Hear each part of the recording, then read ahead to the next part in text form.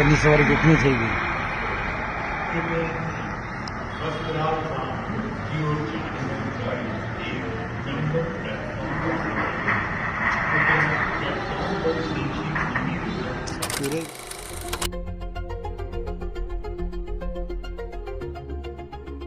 In a tragic incident, an Air India flight to London crashed shortly after takeoff near the Ahmedabad airport on Thursday afternoon. The flight, a Boeing 787-8 Dreamliner, carried 242 people, including 230 passengers and 12 crew members. Visuals from the Meghani area where the plane crashed showed thick black smoke encompassing the air. The flight was identified as Air India 171, which online flight tracker showed as 1:10 p.m. service from the Sardar Vallabhbhai Patel International Airport in Ahmedabad to Gatwick Airport in London.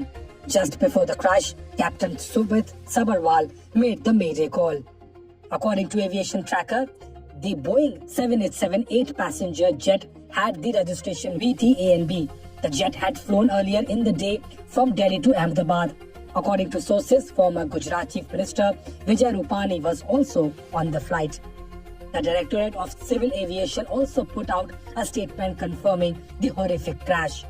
The co-pilot gave a mayday call to the air traffic controller.